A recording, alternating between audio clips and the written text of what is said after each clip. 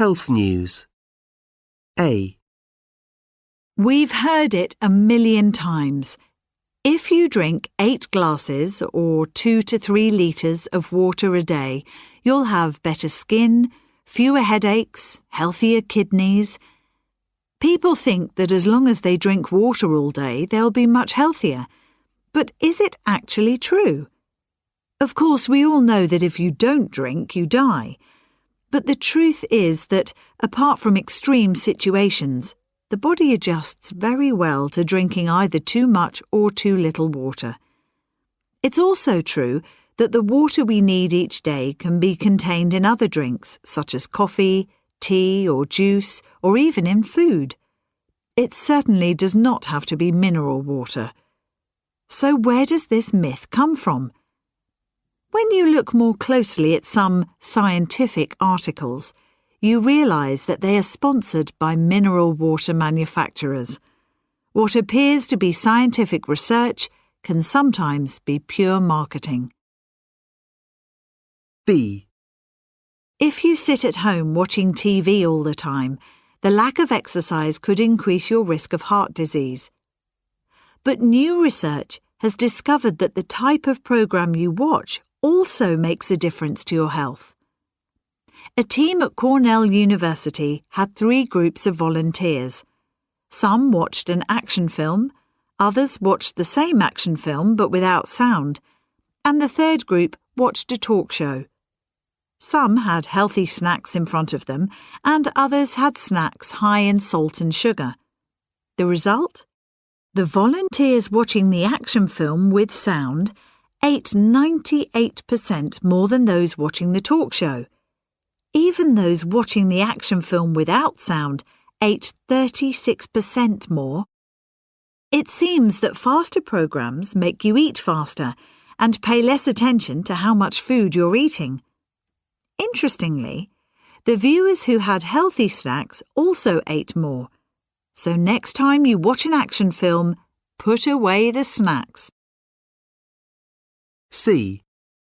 If you dropped a heavy object on your big toe, you probably wouldn't enjoy the sensation. Pain is not something most of us like feeling. But the alternative, not feeling any pain, is much, much worse. Stephen Pete was born with a rare genetic disorder, which means he cannot feel pain. When he was a boy, he broke his leg while roller skating. He only found out when somebody saw him and told him. The problem is that unless we sense pain, we don't pay attention to our body and what hurts us. Pain prevents us from injuring a body part even more. If it didn't hurt to walk on a broken leg or a sprained ankle, we would keep using it and cause more damage. If your throat is really sore, you'll probably go to the doctor, who can treat the infection before it becomes serious. As an adult, Stephen Pete will have to have regular checkups in case he becomes dangerously ill without knowing it. So the next time you go ouch, just remember how lucky you are. D. The scientific term is sphenopalatine ganglioneuralgia, but we usually just call it brain freeze. Brain freeze is when you eat ice cream too quickly and you get a short, sharp pain in your forehead. There is a rapid change of temperature at the back of your throat, close to 2 important arteries which feed blood to the brain. The brain doesn't like things to change. Brain freeze is a mechanism to prevent that from happening. The brain can't actually feel pain despite its billions of neurons, but the pain associated with brain freeze is sensed by receptors where the 2 arteries meet. Analysing brain freeze may seem like silly science to some, but it can help neuroscientists understand other types of headaches. And the cure for brain freeze? Provided you don't eat your ice cream quickly, you'll be fine. You can also put your tongue up to the roof of your mouth or drink something neither hot nor cold to normalise the temperature in your mouth.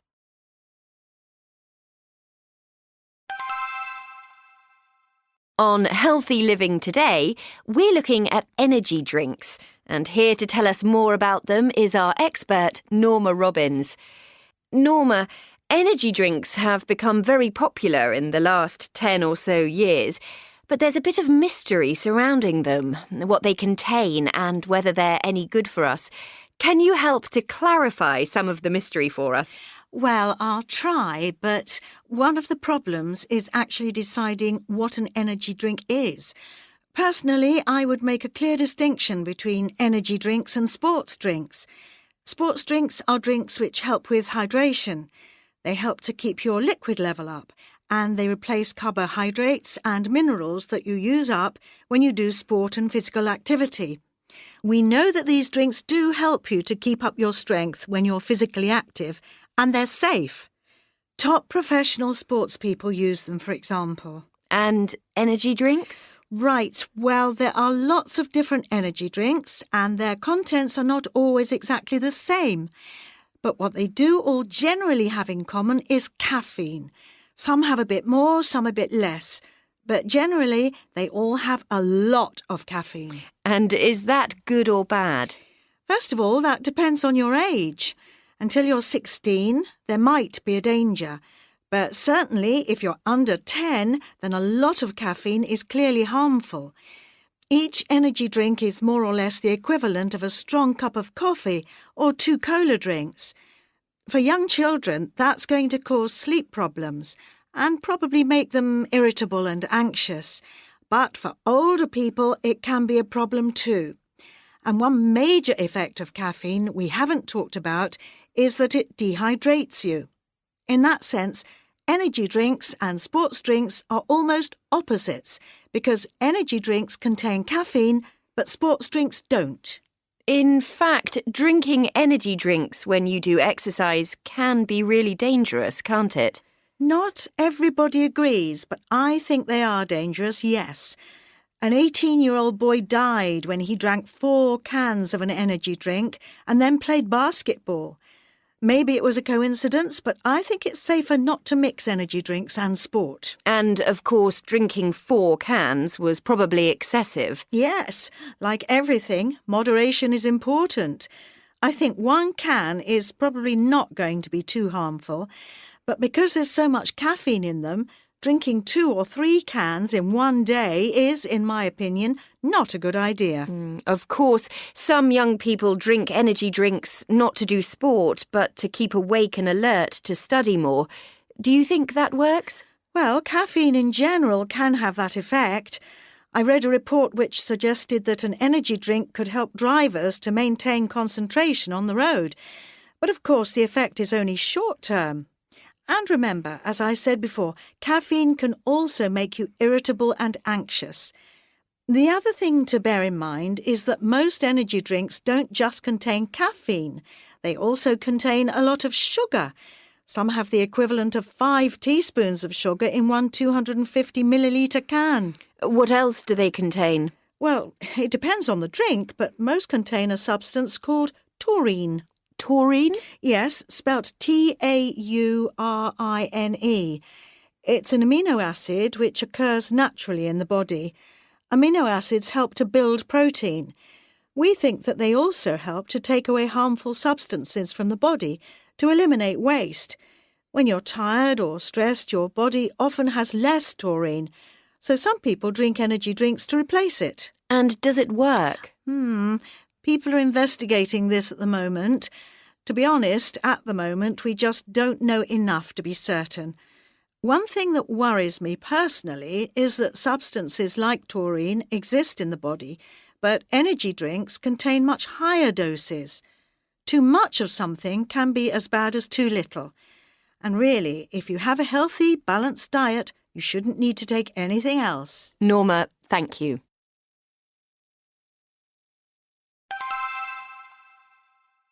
I'd like you to imagine that your school wants to encourage students to live healthier lives.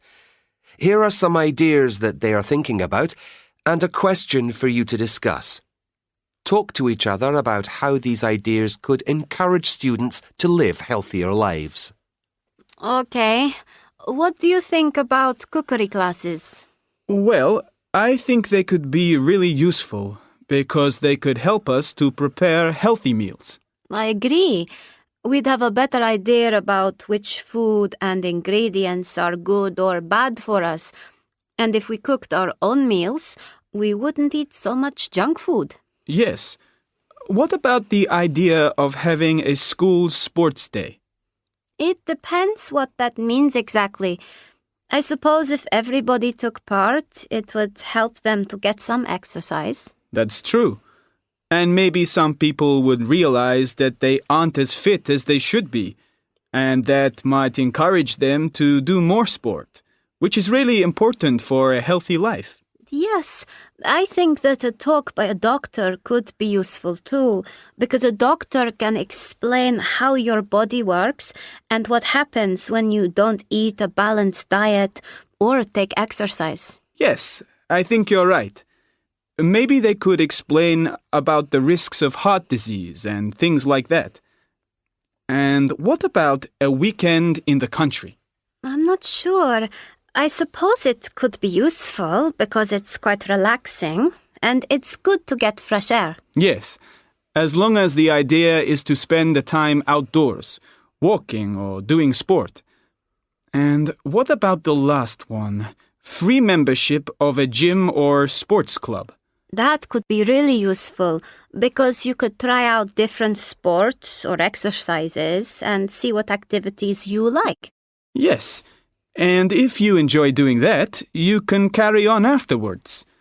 I think that would definitely encourage you to have a healthy lifestyle.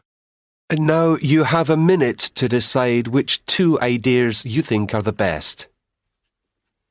I think we should choose a talk by a doctor. I think that would be really useful because doctors are experts in anything connected with your health.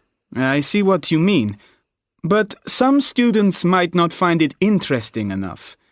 It might be too technical or scientific. In my opinion, cookery classes might be a better choice because they're really practical and it would be different from our usual classes. Yes, you're right. I think another good choice is the free membership to a gym or sports club. That would give everybody a chance to try out a sport. What do you think? Yes, that's a great idea.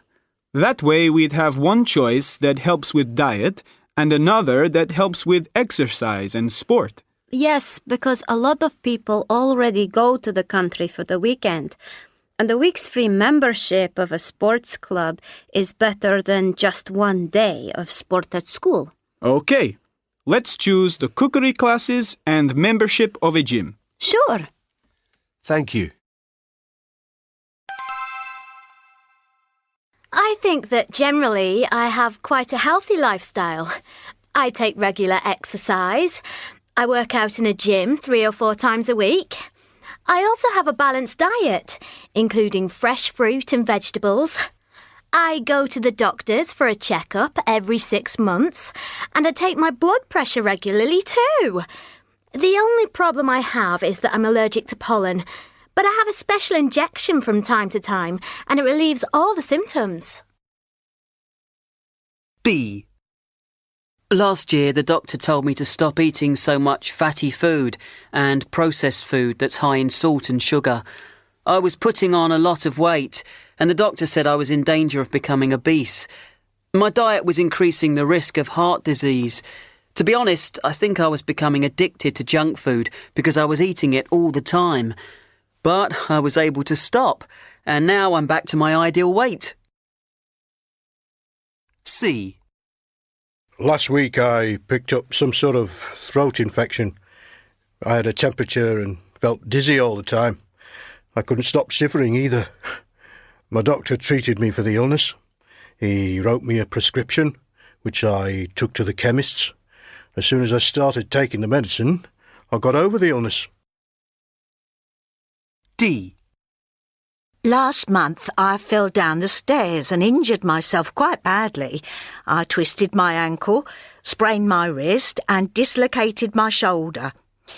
The only good news was that I didn't fracture or break any bones, and I didn't need an operation or anything, but it was still really painful, as you can imagine.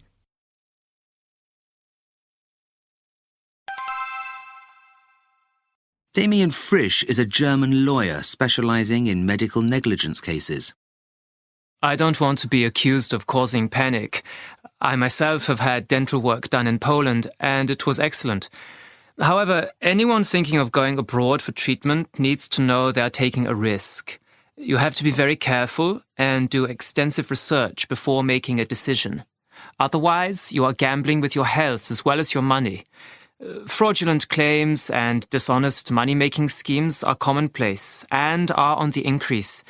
And the regulatory environment in many places is not as rigorous as it should be.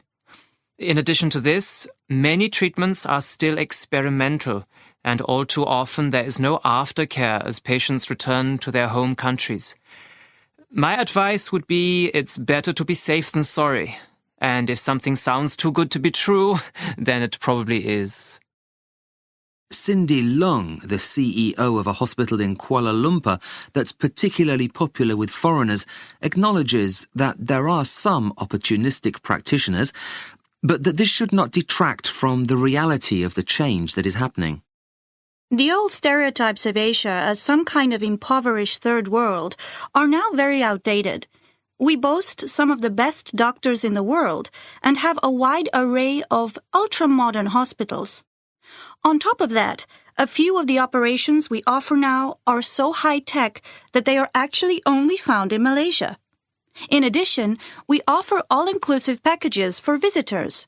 We can arrange visas and flights, offer a range of special menus, look after patients' companions, even book holiday resorts for post-surgery recuperation, and all at very reasonable prices. At the same time, of course, 90% of our patients are still local, and they all benefit from our innovations. Furthermore, we ensure that a portion of our profits go towards providing at least a basic level of health care for the poor, so everyone stands to benefit.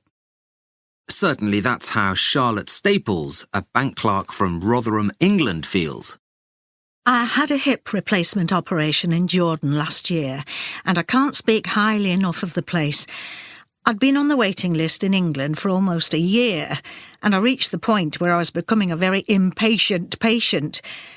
If I'd gone private here, it would have cost me something in the region of £10,000. As it was, I got my flight, a 10-day stay in hospital, a pioneering new surgical technique, and a 2-week holiday afterwards for just over £5,000. Sun, sand, surgery, and savings.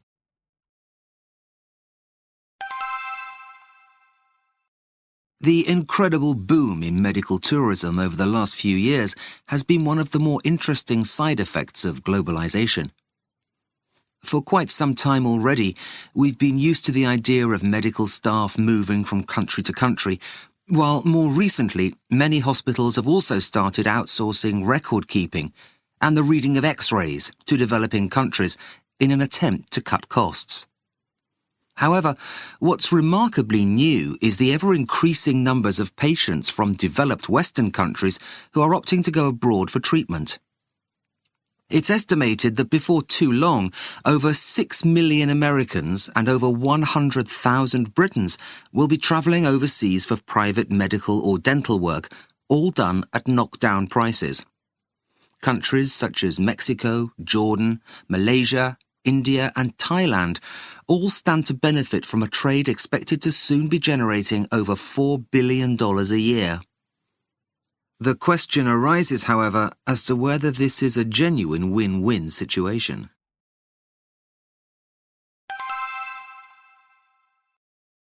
Hello. Oh, hi, Michelle. It's me, Joop. Listen, I'm just ringing to say we're not going to make it to the restaurant later. Katje isn't feeling very well. Oh dear, what's up? Well, actually, she had a bit of a panic attack earlier while we were out. You're joking. No, we were in the shop and she suddenly started breathing strangely and sweating and stuff. Oh no, is she all right now? Yeah, she's okay.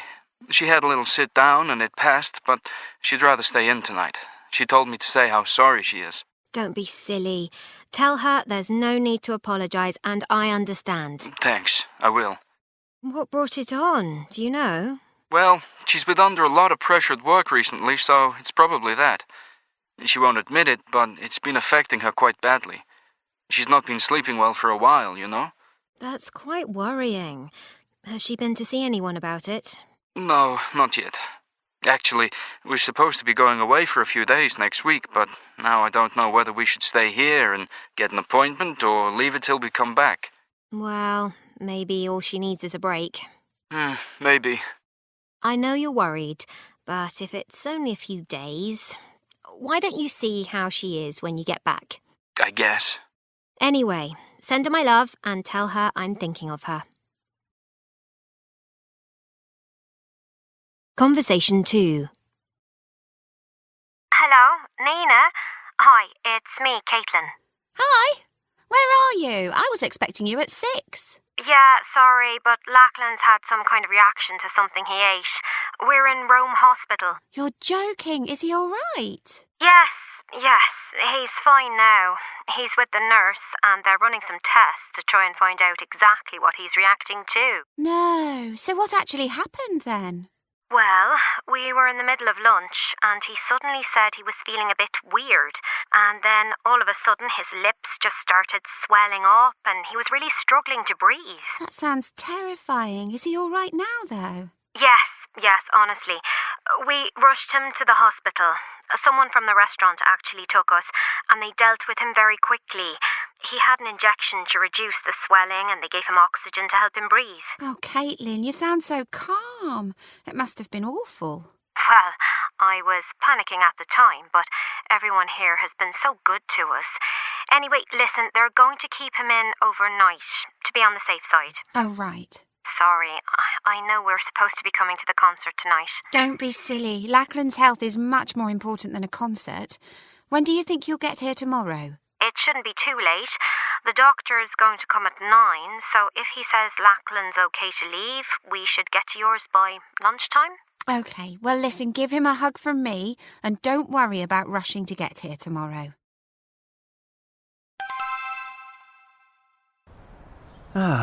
Here we go. The barbecue is getting going now. Be careful, Sam. It looks like it's getting very hot. Don't worry, it's fine. We've had hundreds of barbecues and I've never burnt myself, have I? No, I know. It just makes me a bit nervous. Kate, relax. It's all under control. I'm going to head in and finish preparing the food. You will wash your hands, won't you? We don't want anyone getting an upset stomach. Yes, of course I will.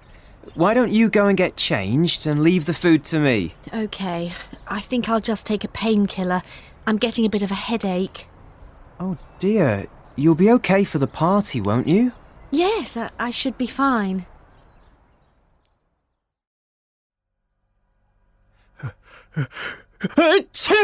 Sam, you're not getting a cold, are you?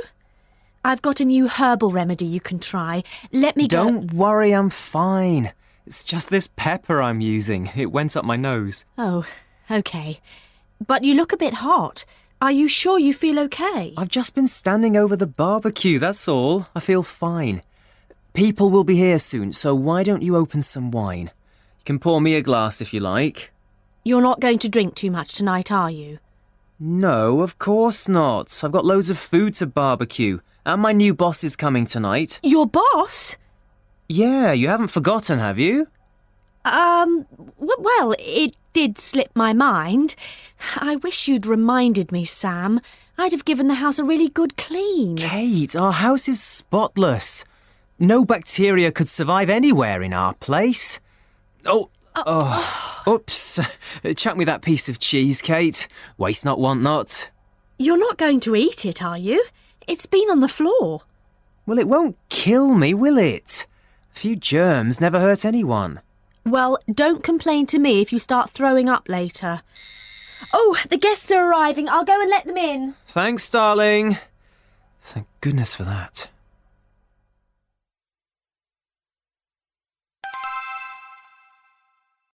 Hi, Jim. How did you get on when you took Tommy to the doctor? Oh, thank goodness you rang, Linda. I'm not pleased at all. She looked at him, took his temperature, checked his ears and throat, then told me he just had a bad cold and I should make sure he drank plenty of liquids and kept warm. Well, that's okay then. Nothing to be worried about. I don't agree. Shouldn't she have prescribed antibiotics? He's coughing like crazy, poor kid. No, if she'd prescribed antibiotics, they would have been completely useless. What are you talking about? We always got antibiotics when we had colds or sore throats as kids. That's true, but we shouldn't have had them. What do you mean? And how do you know all this? Well, I'm bringing up 3 kids, Jim. Colds are caused by viruses, and viruses don't respond to antibiotics. It is pointless giving antibiotics for a cold. What about that really bad chest infection I had a couple of years ago? Antibiotics really helped me then. Well, that's probably because it was an infection caused by bacteria, not a virus. You did take all the pills, didn't you? How am I supposed to remember? Oh, actually, come to think of it, they gave me masses of pills. They would have lasted 3 weeks or so. I think I stopped taking them after a couple of weeks, after I felt better. Oh no, you should have taken them all. Is that right? What have I done wrong now? If you had taken all the pills, you would have killed off all the bacteria that were making you ill. Since you didn't, those bacteria that were not killed will have become stronger and evolved to be resistant to that antibiotic. There are more and more infections that just can't be cured nowadays due to antibiotic resistance. Great. So I'm an idiot then. No, it's not your fault. But your doctor should have explained this to you. Hold on, Linda. Tommy's woken up, and he's coughing like crazy again. Carol shouldn't have gone off on that business trip. I can't cope with it all on my own. Would you like me to come over to your place and help out? Oh, yes, please, Linda. That would be wonderful.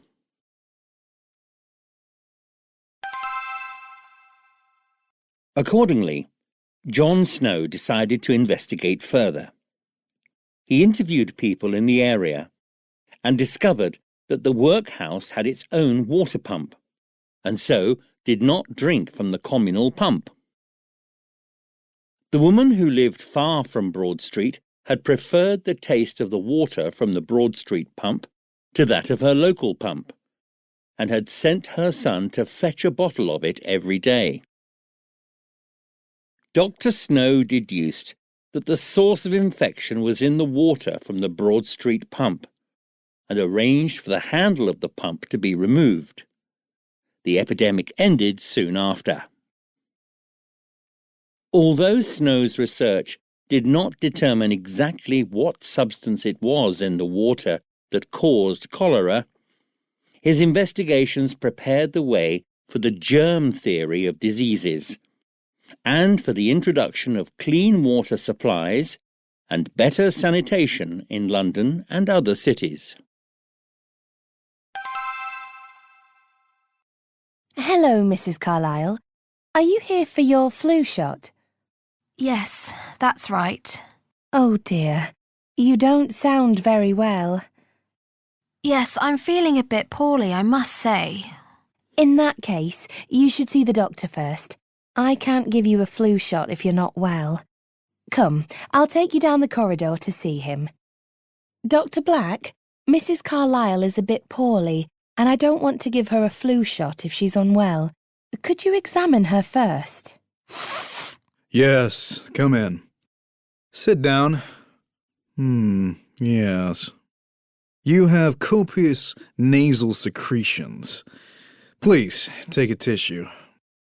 So I'll take your temperature, and while I'm doing that, open your mouth, please. Say ah. Ah. Your pharynx is a bit inflamed. Oh dear, is that serious? No, it just means you've got a sore throat. Very well, I don't think it's anything to worry about. Just a heavy cold. But don't have the immunization yet. It wouldn't be wise for me to administer a vaccine when a patient is unwell. You could have an adverse reaction. Go home, keep warm, and make sure you ingest plenty of liquids. So I don't need the flu shot? No, as I explained, not now. Come back in 2 or 3 weeks. Oh, I see. Thank you, Doctor. Come with me, Mrs. Carlyle. Did you understand what the doctor said? Not really. What did he mean about nasal secrets? Nasal secretions. He meant you have a runny nose. That's true. And he told you to drink lots of water. Really?